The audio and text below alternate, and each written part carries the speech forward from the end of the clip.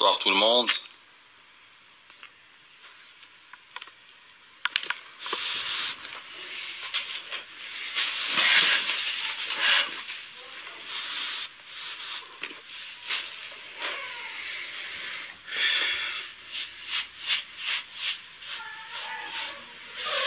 Bonsoir. Bonsoir tout le monde. Bonsoir Al-Azim. Ramadan Karim. Bonsoir Jihan. Bonsoir Issam. Arsant Hana. Leila Al-Menini. Et le Fadil. Voilà, le Fadil il est avec nous. Notre intervenant d'aujourd'hui, c'est Salah Ad-Din Al-Fadil.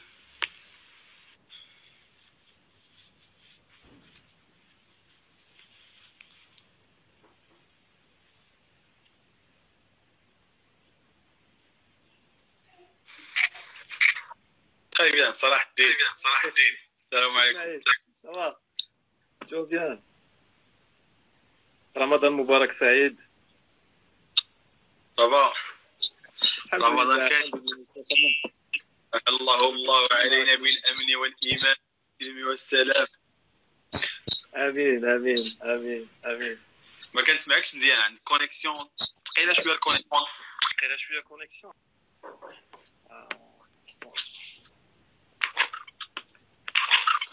Bloquer l'image. L'image d'elle qui est bloquée. Ok, je vais essayer comme ça. C'est mieux? D'abord bien. C'est mieux comme ça? C'est mieux d'abord. C'est mieux d'abord. C'est mieux. C'est mieux. الله علينا بالأمن آمين والسلام آمين والإسلام. آمين آمين الله يرفع البلاء والوباء. آمين آمين علينا وعليكم وعلى جميع الأمة الإسلامية. يا ربي آمين. اللهم آمين. Je peux présenter ces salariés. Il est kinésithérapeute, il travaille des travaux.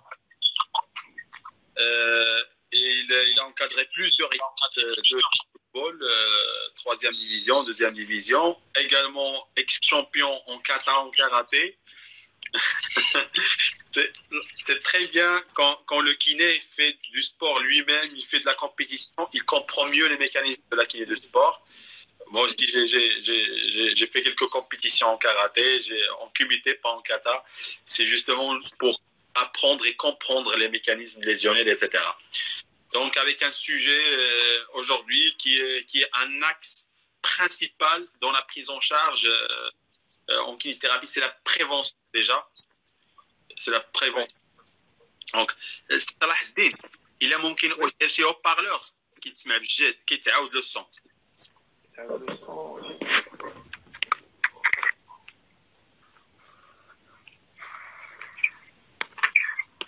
انا ندير لي زيكوت le son. صافي نديرو الكيت.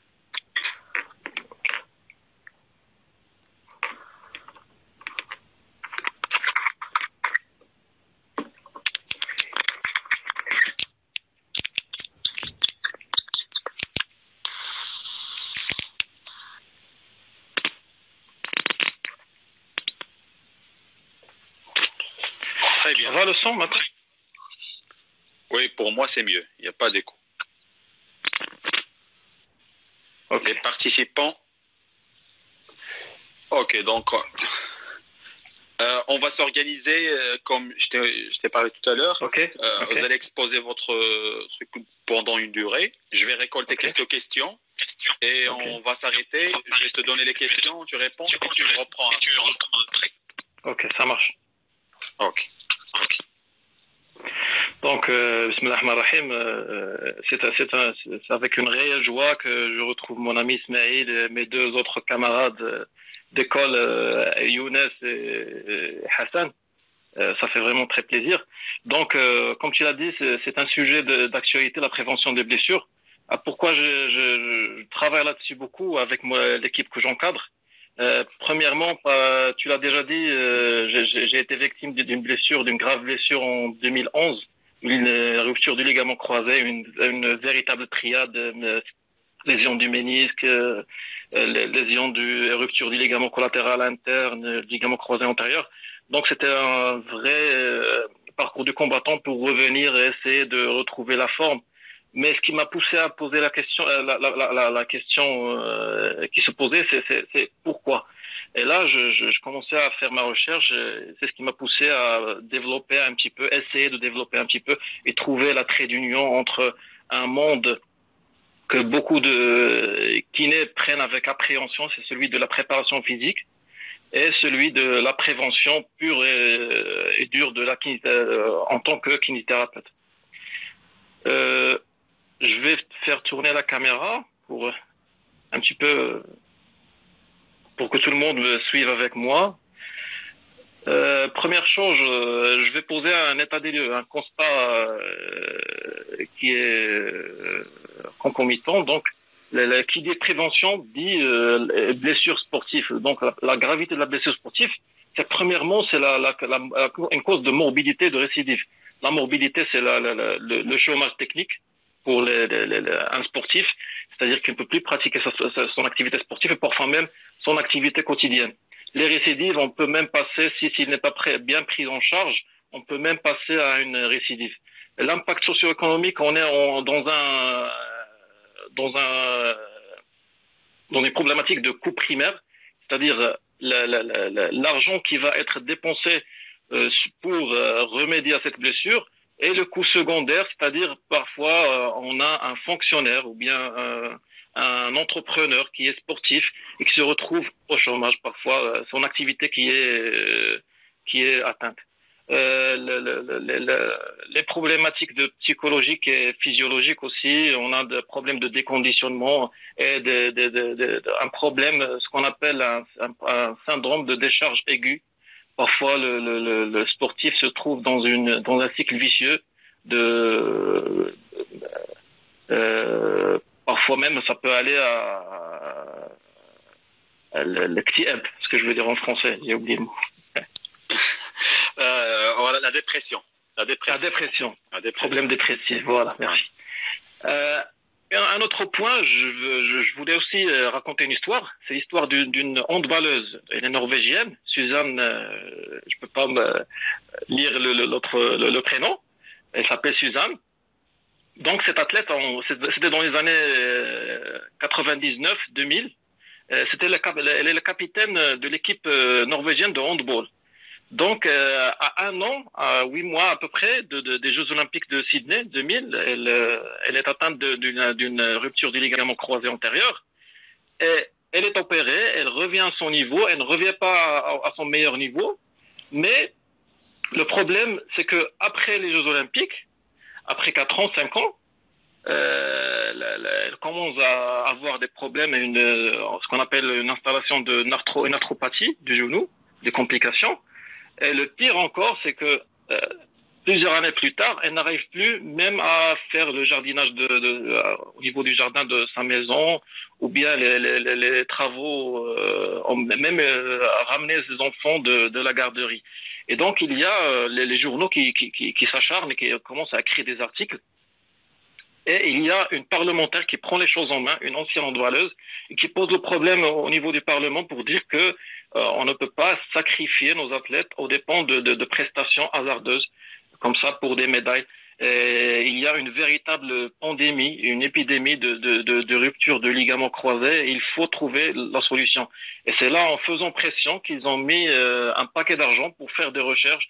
Et d'ailleurs, les pays scandinaves, c'est les pays élites, pays qui font beaucoup de recherches dans la prévention. Très bien. Autre chose, c'est la crise des blessures qu'on a. Beaucoup de gens regardent la télé et voient les hautes performances que les joueurs font sur le terrain, mais oublient que derrière, il y a beaucoup de blessures. Là, c'est des statistiques de la première ligue en Angleterre. C'était depuis l'année 2002 à l'année 2015, on est à 900 joueurs blessés. Et c'est une crise qui touche le plus l'Arsenal. Et comme le dit l'article, Arsène Wenger reconnaît qu'il ne sait pas pourquoi. Autre chose aussi, on peut citer cette dernière, au trêve d'été, à la trêve d'été, je me rappelle le PSG qui a eu trois grosses blessures, Cavani et Mbappé, tous les deux, une blessure des ischio-jambiers. Donc, ce qui pousse à nous poser la question pourquoi des joueurs, on peut dire hautement encadrés sur le haut niveau, ont d'aussi gros problèmes qui peuvent nous paraître banals. Concernant le coût, par exemple, les statistiques de la saison 2016-2017, on est à un coût de 131 millions de livres sterling, ce qui constitue une somme astronomique. Il y a même aux États-Unis, si on amasse, on fait un calcul de tous les dépenses concernant les blessures en rajoutant tous les sports, toutes les activités sportives dans le sport professionnel aux États-Unis, on arrive à 20 milliards de dollars, ce qui est une somme astronomique. Voilà.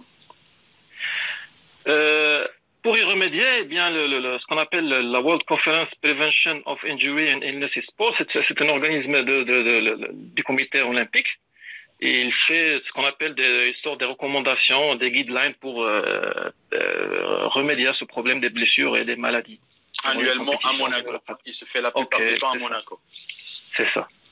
Eh bien, il a mis en place une recommandation pour optimiser ce qu'on appelle la santé de l'athlète. Première chose, en prévention primaire, c'est-à-dire avant la blessure, on peut développer des stratégies de prévention ou bien introduire des programmes de prévention. En soins et en rééducation, on peut optimiser les stratégies et les modalités de soins et de rééducation. Concernant la prévention secondaire, c'est-à-dire pour éviter les récidives, on peut développer des stratégies pour prévenir les récidives, introduire des programmes pour rétablir la fonction et la conserver sur le long terme. Donc voilà.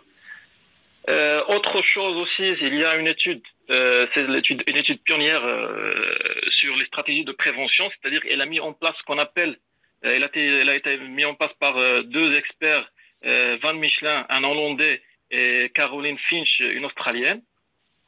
Il a mis en place ce qu'on appelle la séquence de prévention, the sequence of prevention. C'est-à-dire que c'est une séquence qui paraît simple, mais elle nous donne une feuille de route pour mettre en place des stratégies de prévention. C'est-à-dire, on peut commencer par établir l'étendue du problème, la sévérité et l'incidence. Puis on établit l'étiologie, les causes et les mécanismes de blessure. Puis on introduit des idées, des programmes et des mesures pour prévenir ces blessures.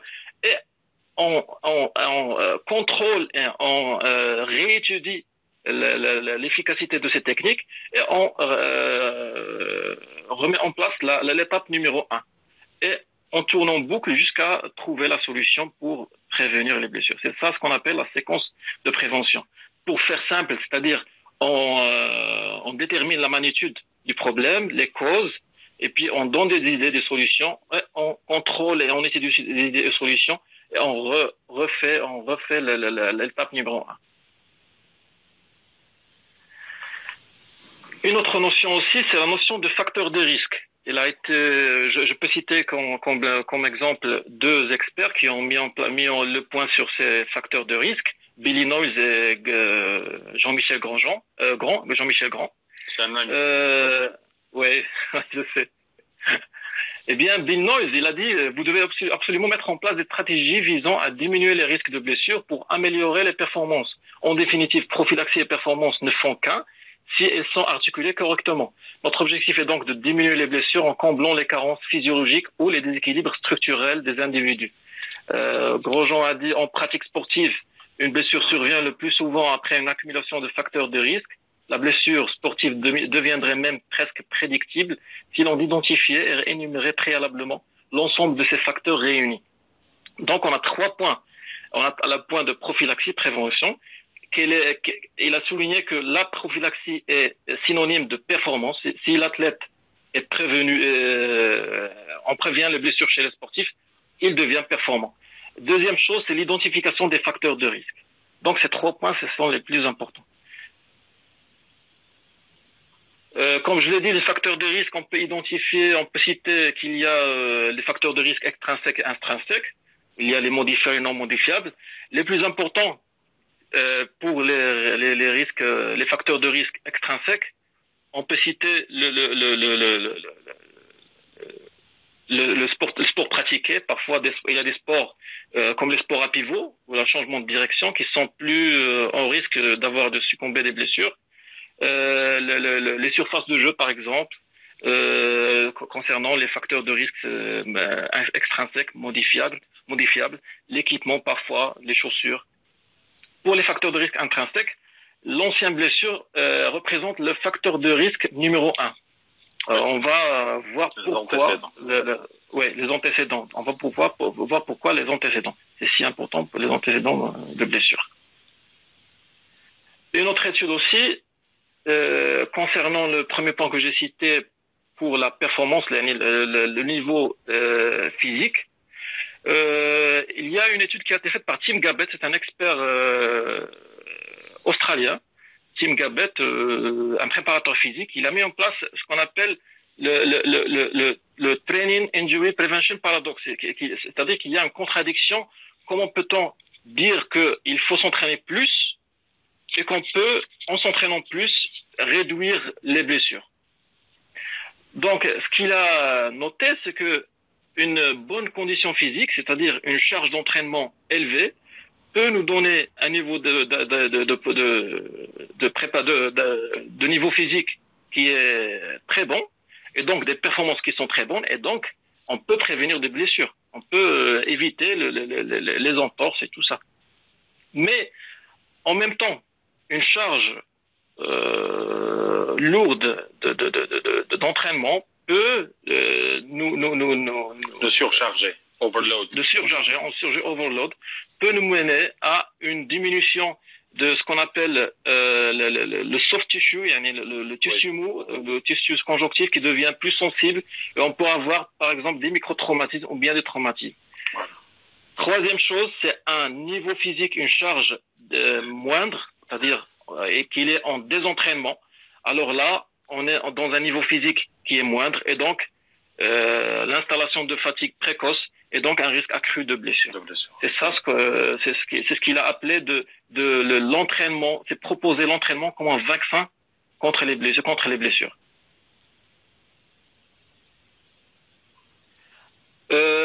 Autre notion que je veux concrétiser, expliquer, surtout pour les kinés qui nous suivent, étudiants ou bien kinés novices au milieu sportif, c'est pour simplifier parfois, parce que ceux qui me suivent maintenant peuvent dire, jusqu'à maintenant, tu parles surtout du milieu de la préparation physique.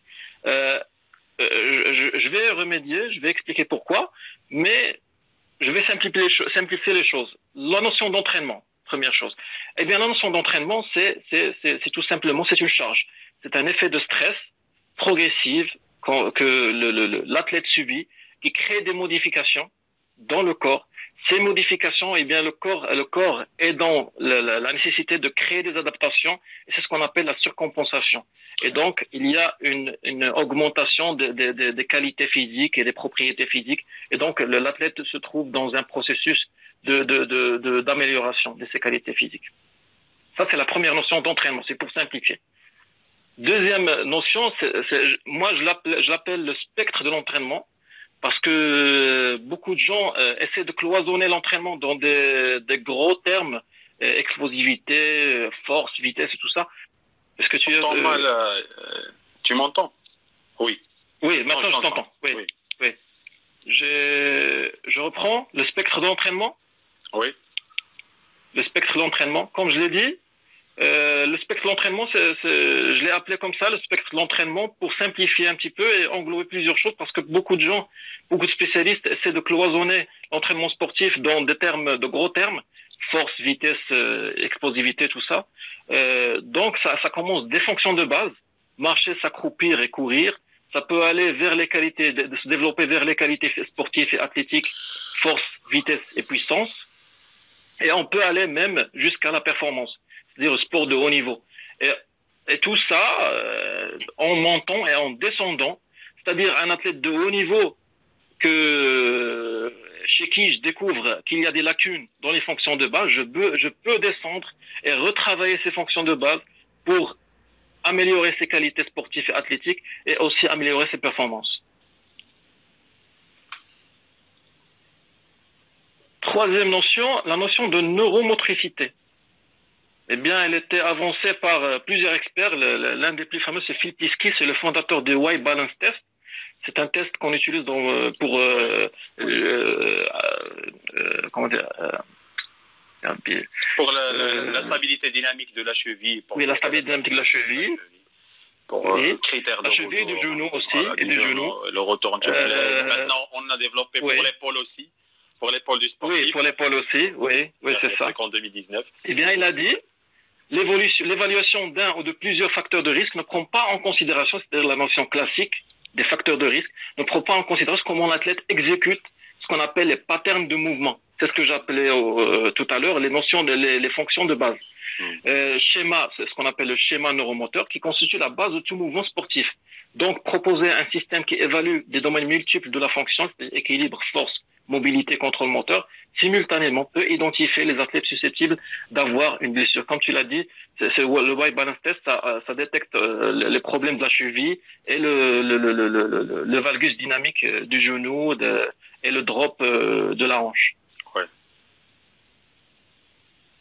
Pour simplifier, j'ai mis en place ce schéma. Eh bien, chaque pattern de mouvement suit ce qu'on appelle un schéma d'apprentissage psychomoteur. Un schéma d'apprentissage psychomoteur, ça correspond à c'est comment on apprend les gestes depuis notre enfance. Ça peut être en relation avec les réflexes archaïques de notre enfance, il peut y avoir des troubles. Ça peut être en relation avec le contexte psychosocial.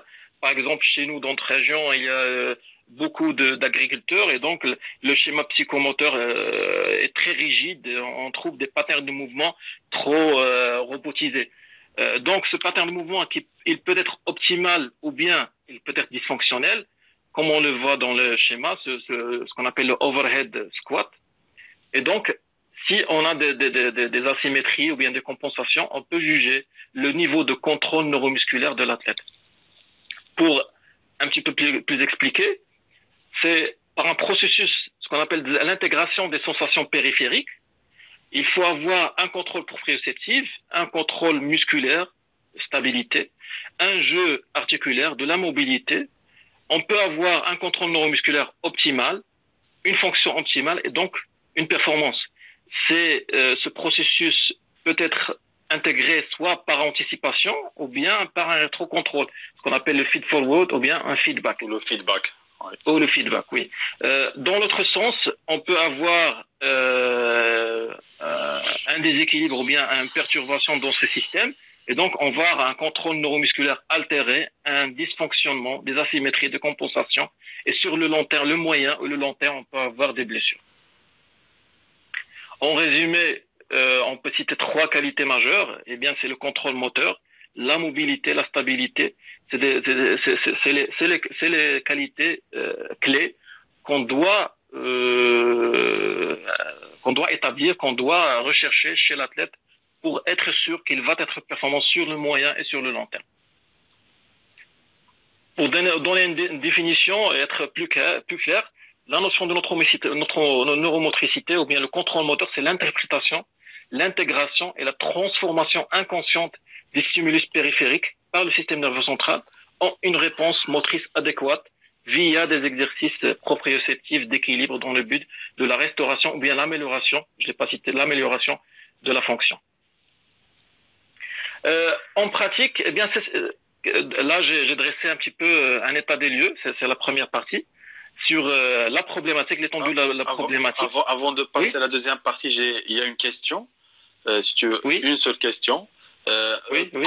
Comment doser l'entraînement physique? Est-ce que ça se limite seulement au rapport capacité du sportif et charge, etc., ou il y a autre chose? Comment doser l'entraînement physique? Ouais, il y a plusieurs méthodes, on va en parler de super, donc quantification de la charge. Oui, on va en parler tout à l'heure. Super, donc on avance. Oui. Ok, Chamillot. Ok. Alors, Vas-y. qu'est-ce qui fait au niveau mondial, qu'est-ce qu'on a proposé? Eh bien, on a proposé ce qu'on appelle des programmes d'entraînement neuromusculaire. Je peux citer beaucoup le 11 plus, le Footy First, le Move to Ready to Move, Prep to Move. Il y a beaucoup de programmes, mais ils ont tous en commun, c'est travailler le contrôle neuromusculaire. Eh bien, plusieurs études ont été faites. Eh bien, ils ont montré beaucoup d'efficacité, la réduction des blessures, que ce soit au niveau du genou ou au niveau de la cheville, une réduction entre 25, ça peut aller jusqu'à 50%, 70% selon les âges, mais surtout, on a retrouvé que ça donnait beaucoup de résultats chez les jeunes athlètes, moins de 18 ans. Mais ce que j'ai comme critique, on a trouvé moins de résultats ou là de bons résultats chez les athlètes? De bons résultats, oui, une amélioration de 25. Parce que les jeunes athlètes, ils ont encore une certaine neuroplasticité pour mettre en place des systèmes de psychomotricité. Exactement. Mais la problématique, la seule critique que j'ai, c'est que ce programme-là nécessite un niveau de compréhension, un niveau cognitif, un niveau de coordination qui doit être pas mal aussi. Donc, je crois, tu l'as même constaté pour certains joueurs, surtout aussi au Maroc, si tu leur demandes parfois des gestes spécifiques de coordination, ils ont du mal à le faire. Donc, imagine plus de 20 exercices à faire durant à chaque échauffement. Donc, ça reste un défi. Ouais. C'est la seule critique que j'ai concernant ces exercices. Donc, il reste difficile à exécuter pour les athlètes, certains athlètes. Deuxième chose, c'est la continuité, c'est-à-dire la discipline concernant les athlètes pour suivre ce programme. Ça reste aussi un défi parce que beaucoup d'athlètes sautent même l'échauffement, même l'échauffement. Il y a des athlètes qui trouvent l'échauffement parfois trop monotone. Alors, si tu leur proposes déjà un programme de 20 qui va demander 15 minutes à peu près ou 20 minutes, programme neuromusculaire à faire lentement, ça reste un défi. Il y a aussi ce que j'ai dit, le Footy First. Il a développé ça par Caroline Finch, une experte australienne. Il est appliqué dans ce qu'on appelle l'Australian Football. C'est une version soft, mais plutôt dynamique du rugby. Le modèle. Alors, ce que je propose, c'est un modèle. C'est pas un programme, mais un modèle. Le modèle que je propose, c'est ça. Première chose, l'évaluation des mouvements fondamentaux. L'évaluation des mouvements fondamentaux va nous permettre de déceler les asymétries, les compensations.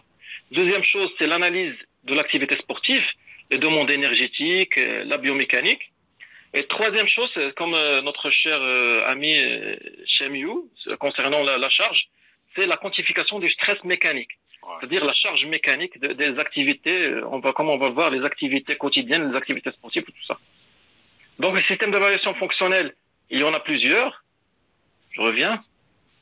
Il y en a plusieurs. Il y a le FMS. Il y a ce qu'on appelle l'Human Movement Assessment. Moi, j'utilise surtout l'Human Movement Assessment. Première chose, pourquoi?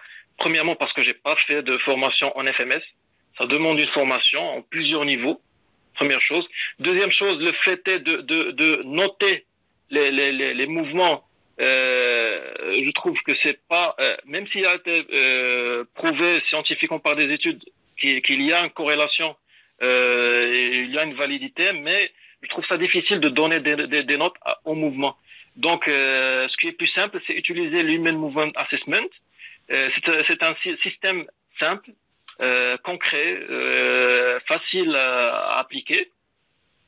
Et il y a plusieurs mouvements. Il y a ce qu'on appelle l'évaluation du mouvement transitionnel, le overhead squat, le single leg squat, le pull-in et le push-in, c'est-à-dire pousser et tracter. Là, ça nous permet un petit peu éliminer toutes les compensations et les asymétries que l'athlète peut avoir. Le deuxième, ce qu'on appelle le mouvement dynamique pour évaluer le contrôle dynamique. il y a ce qu'on appelle le drop jump test. Le drop jump test, oui, ça nous permet de déceler un petit peu les capacités de décélération de l'athlète et contrôler un petit peu le valgus dynamique du genou.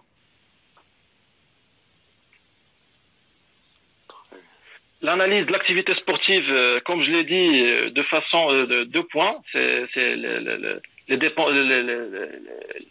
demandes, la demande énergétique, première chose. Il faut être spécifique dans sa demande énergétique. Deuxième chose, la demande mécanique, est-ce que ça demande beaucoup de coordination, beaucoup de stabilité, beaucoup de force. Et donc, en tant que kiné, il faut différencier un petit peu les choses. La quantification du stress mécanique, comme je l'ai dit, on va voir au niveau des tissus, l'os, muscles, tendons, cartilage. Il y a plusieurs contraintes, des tensions, des torsions, des compressions qui peuvent être réparties sous forme de sport, parfois d'activités de la vie quotidienne, des activités professionnelles, parce qu'on n'est pas toujours devant un sportif professionnel. On peut être devant un fonctionnaire, un artisan, un amateur, étudiant, un sédentaire, un amateur, voilà. Et trois notions qu'il faut respecter, c'est en réponse à la dernière question, c'est la continuité. Première chose, c'est la continuité, c'est-à-dire cette charge, qu'elle soit forte ou bien moins forte ou bien modérée, eh bien cette charge elle doit être continue. On ne doit pas toujours varier cette charge pour que le corps s'adapte et les tissus s'adaptent à cette charge. Deuxième chose, c'est la modulation. Moduler un petit peu, parfois une charge élevée, parfois une charge modérée, parfois une charge moins minime, c'est-à-dire minime. Ça ne se contredit pas avec la notion de continuité parce que il faut travailler ce qu'on appelle avec des blocs. C'est-à-dire, je peux travailler avec des blocs d'une semaine, 2 semaines, ou bien jusqu'à 3 semaines.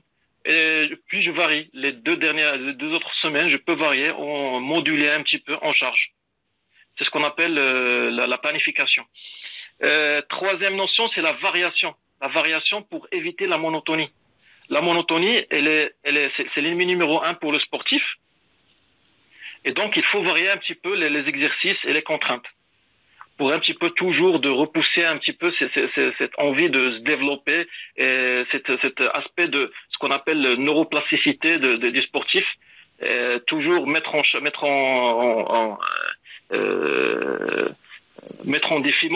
au défi les capacités cognitives et neuromotrices du cerveau. C'est ça ce qu'on appelle la variation. Le modèle, concernant toujours le modèle, ce que je propose, c'est, comme je l'ai dit, un système d'évaluation fonctionnelle, tout en parallèle un système d'exercice fonctionnel qui prend en considération tous les aspects qu'on a dit, la stabilité, le contrôle moteur, tout ceci dans une démarche prophylactique pour arriver à la performance. Comme je l'ai dit, la performance, plus l'athlète est performant, plus il est susceptible d'avoir moins de blessures. En pratique, on peut proposer soit des stratégies correctrices pour corriger un petit peu les déséquilibres musculaires et les asymétries, soit sous forme d'exercice de préparation, préparer un petit peu, reconstruire, redonner au corps les fondamentaux. Concernant les stratégies correctrices, c'est corriger les déséquilibres musculaires, posture, mouvement, améliorer les amplitudes articulaires, diminuer le stress articulaire, améliorer l'extensibilité des jonctions musculo-tendineuses.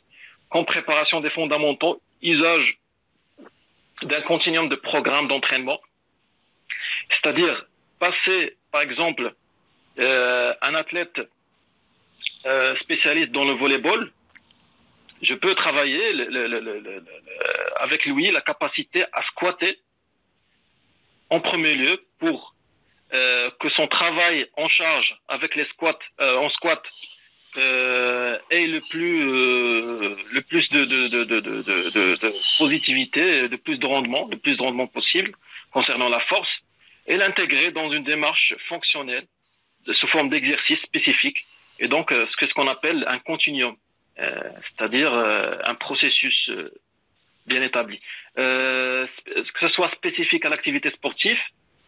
Troisième chose, riche en stimuli proprioceptifs et sans risque important et progressif. Et ça, c'est en relation avec la charge, la quantification de la charge. Donc, pour finir,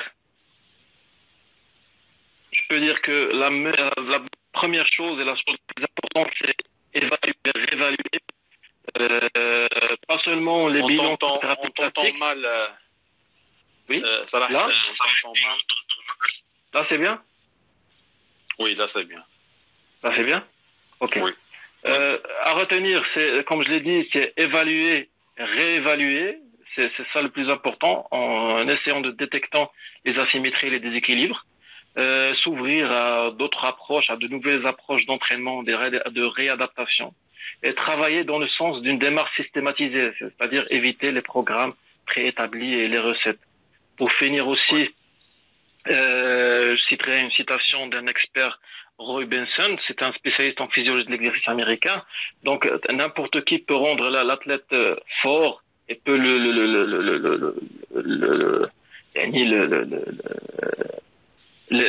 rendre fatigué, mais le rendre fatigué, mais eux sont ceux qui peuvent le rendre meilleur. Et donc, pour revenir, j'ai oublié de dire un point essentiel. Dans le spectre d'entraînement, là, oui, là, vous m'entendez? Là, c'est mieux. C'est mieux? C'est mieux? C'est bon? Oui. C'est bon, Smaïl? Oui, c'est bon. Oui. Pour revenir au spectre d'entraînement, si je vous demande où on peut situer les kinésithérapeutes, il y a beaucoup qui vont me dire qu'on se situe ici. Mais nous, on se situe à la limite. On est à la limite. On est toujours à la limite de travail, des fonctions de base, des qualités sportives, à la performance. Et donc, si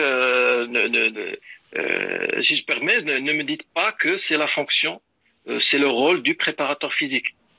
Donc, vous êtes toujours, c'est ça l'approche interdisciplinaire.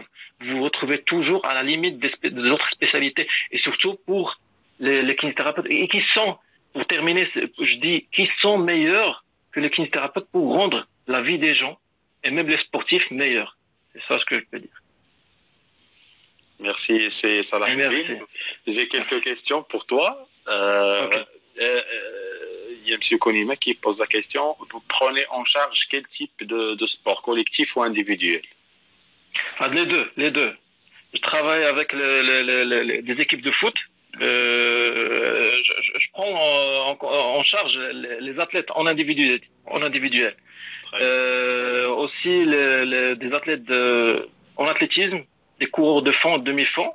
Il y a des athlètes en équipe nationale, des athlètes dans les pôles, ce qu'on appelle les pôles régionaux de Ben Guerir, Tahannaout, qui durant les vacances viennent me voir pour consulter un petit peu, faire des bilans un petit peu, essayer de traiter les petits bobos comme ça et faire mettre en place des programmes de prévention et tout ça. J'avoue que c'est difficile de travailler avec des équipes. D'ailleurs, comme tu l'as toi-même constaté, parce qu'on a du mal à mettre en place notre stratégie, notre vision des choses, nos idées. Et donc, je préfère travailler individuellement avec chaque sportif individuellement et suivre de loin. Donc, très bien. Une deuxième question de notre cher ami et cher collègue Najib Lamrani. Est-ce que chez un sportif de haut niveau, on cherche des gestes correctrices si ce déséquilibre n'a pas de retentissement sur les performances et il est acquis par la discipline qu'il pratique? Oui, je peux dire une chose. Quand je dis performance, c'est une performance, oui, il est performant. Mais est-ce que je peux améliorer sa performance? C'est là la question. Donc, je peux identifier plusieurs critères qui peuvent m'amener à améliorer la performance. Parmi ces critères, ces critères ou bien ces points, je peux améliorer sa foulée, par exemple. Pour citer comme exemple, par exemple, un coureur, j'ai déjà été en confrontation avec ça, en confrontation avec ce problème. une coureuse, une athlète qui court le demi-fond, 800, 1500, 2000 mètres. Eh bien, ce coureur court en cycle postérieur. C'est-à-dire, il utilise beaucoup cette extension de hanche. Ils ont beaucoup besoin de cette extension de hanche. Et donc, première chose, la mobilité articulaire de cette hanche. Deuxième chose, cette activation du grand fessier qu'on retrouve de plus en plus mnésique, qui oublie sa fonction d'extension. Et donc, si j'identifie dans son pattern de mouvement qu'il a un problème au niveau de l'extension et du contrôle moteur et de la fonction du grand fessier, eh bien, je dois corriger ça. Même si elle est championne du Maroc, même si elle est championne du monde. Très bien. Moi, je vais ajouter quelque chose par rapport à ce point. Oui. L'autre versant, merci Salah, tu as répondu à une phase de questions. Moi, je vais comprendre la question autrement. Et si on parle de correction, toujours, si l'athlète fait sa performance avec des déséquilibres ou des gestes techniques on juge que ce geste technique peut se faire autrement, mais l'athlète, il fait sa performance avec. Personnellement, ma vision, en tant que kiné de sport, je ne corrige pas ce genre de problème. Pourquoi? Parce qu'un sportif, par exemple, confirmé, parce que ici la question de haut niveau, c'est-à-dire quelqu'un qui a bien percé dans sa carrière, il a bien adapté son corps, Exactement, il a installé ses mécanismes de compensation au profit de sa performance. Donc, si on vient sur le puzzle qui est bien construit, si on vient tirer une pièce et la décaler, on peut tout détruire, des fois, chez certains athlètes.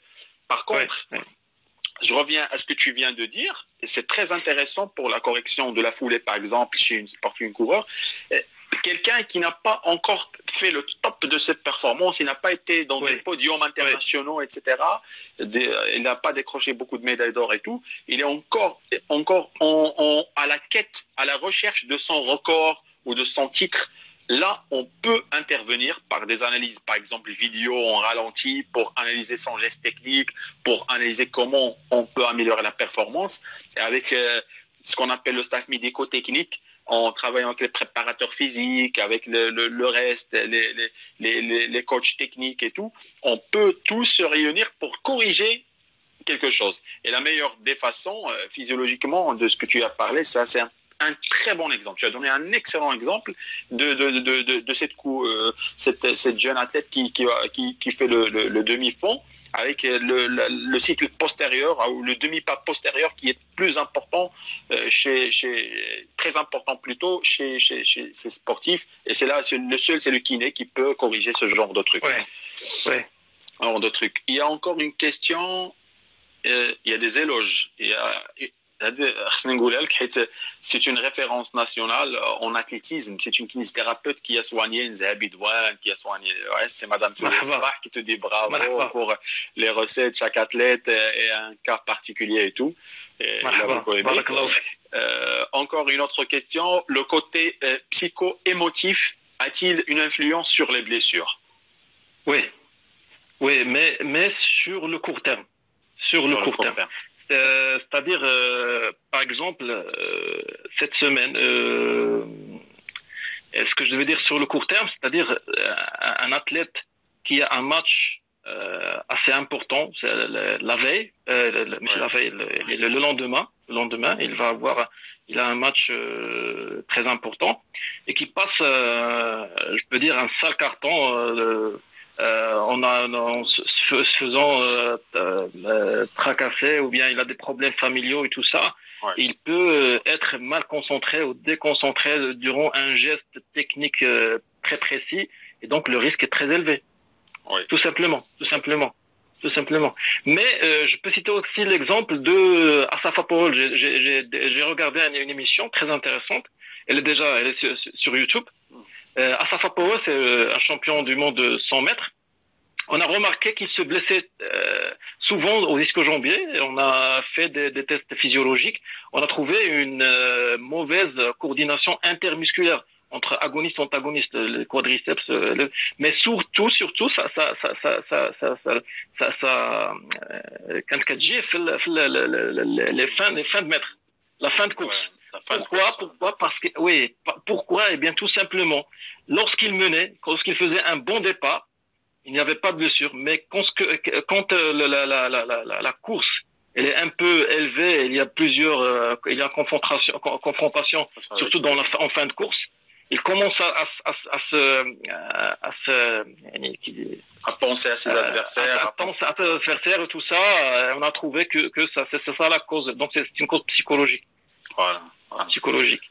Ça arrive. Moi, ça m'est arrivé à encadrer des grands champions à notre équipe nationale du Maroc de karaté à l'époque, et j'étais témoin au championnat du monde. Un de nos sportifs, toujours dans le cadre du mental et du psychologique, un de nos sportifs et qui gagnait, qui menait premier tour, deuxième tour, troisième tour, il était pour se qualifier en demi-finale. Il a été dans un combat de 3 minutes, il a gagné, il menait 5-0. 5-0, il était sûr qu'il va gagner. L'erreur qu'il a fait, là on parle du mental et de la blessure, de la performance, parce que la performance c'est aussi le résultat. Oui. Et là, il a commencé déjà à se projeter vers le prochain combat. Oui.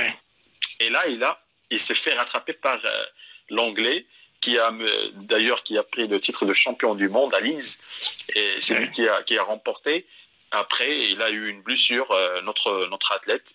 Quand il a commencé à penser, quand il a commencé à perdre dans le score, il voulait se rattraper. Donc, il a eu une élongation des ischio-jambiers sur un uramorachi. Donc là, le psychomotif, c'est très important, ou le mental. Autre chose, c'est que il y a une expérience qui a été faite, pas une expérience, mais un constat, une étude rétrospective sur un cas. C'est qu'il y avait un ouvrier qui travaillait dans une usine, et un jour, il a rentré dans le réfrigérateur, la chambre de froid de l'origine, parce que c'était une usine à viande, etc. Et il a rentré, et la porte, par hasard, elle s'est fermée. Et donc, là, il commençait à dire, il frappait à la porte, et c'était un week-end, le vendredi, et tout le monde est sorti. Et donc, il s'est dit, oh là là, je vais mourir ici de froid, il n'y a personne qui va m'ouvrir la porte. Et donc, quand il a perdu espoir, personne n'ouvre la porte, il s'est dit que je vais écrire ici comment je me sens jusqu'à la description de sa mort. Il a commencé à écrire, je sens du froid dans mes extrémités, je sens le sang qui circule moins bien, mes battements cardiaques, etc. Et il était mort. Lundi, ils ont ouvert le truc, ils l'ont trouvé mort.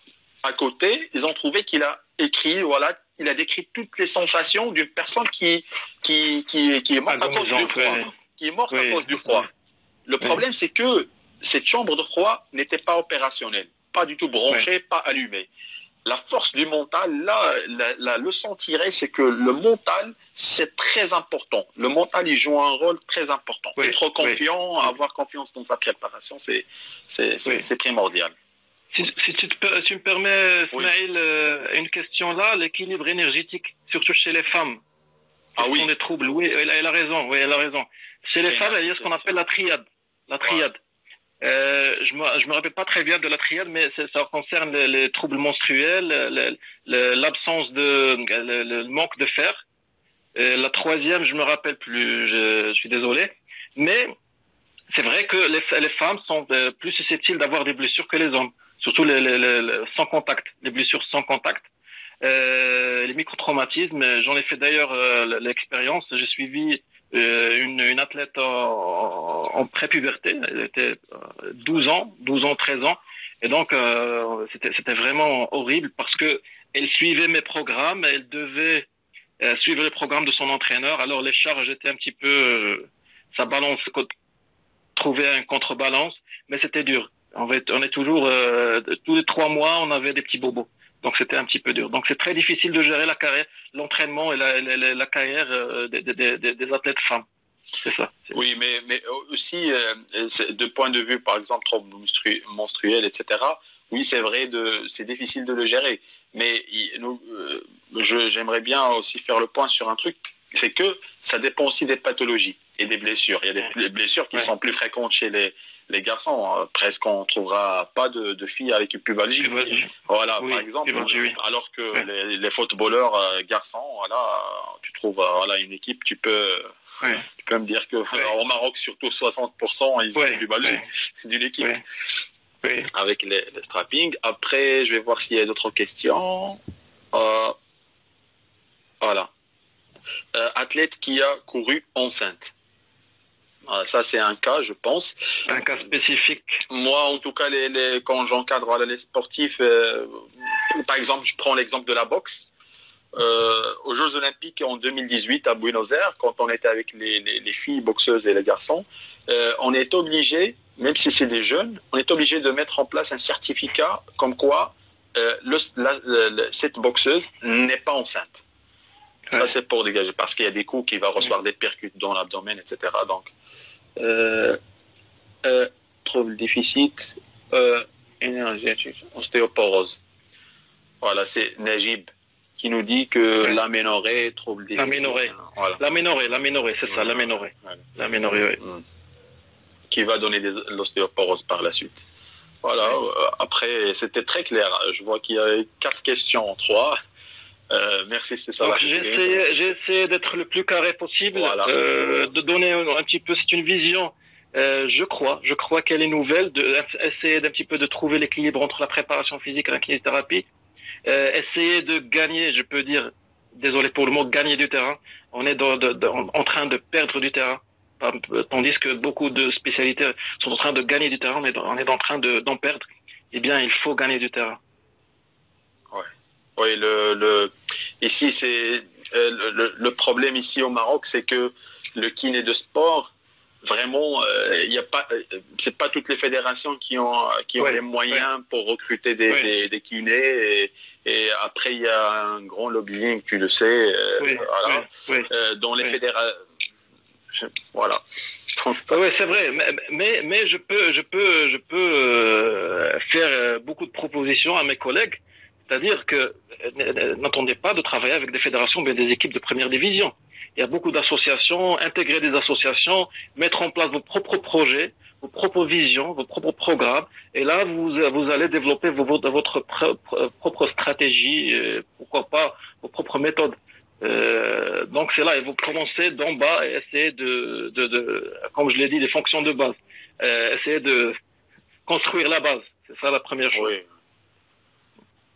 Après, il faut s'investir aussi dans la recherche et dans la formation.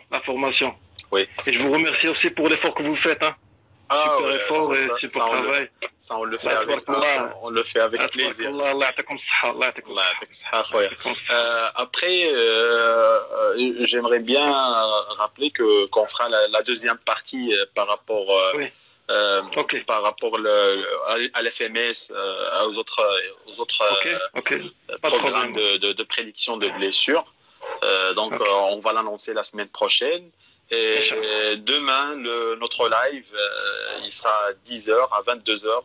Et tout le ramadan, ça sera à 22h ou 22h15. Demain, avec Sioun Azmour, notre éminent intervenant. Et je remercie Salah Din Al-Fadil pour cette intervention brillante. Merci beaucoup. On a toujours le plaisir de travailler ensemble et d'accueillir notre cher ami. Ça fait plaisir, moi aussi. Avec son savoir-faire, son savoir-être. Merci beaucoup, c'est Salah Din. Et Inch'Allah, la semaine prochaine, on se voit pour la deuxième partie. Merci beaucoup. Merci à toutes et à tous. Allez, Ramadan Karim à tout le monde. Ciao. Oui. Ah non, vas-y. Non. Inch'Allah. Tu peux mettre ton contact ici. Tu peux mettre la vidéo, la vidéo, elle va être postée sur YouTube. Ok. Donc, à Bouchiachma, Mohamed, la vidéo, il sera postée sur YouTube. Sur la chaîne Physio TV à YouTube. Et après, il restera 24 heures sur notre page Instagram. Merci à vous tous. Merci, Stéphane. Merci beaucoup. يلا.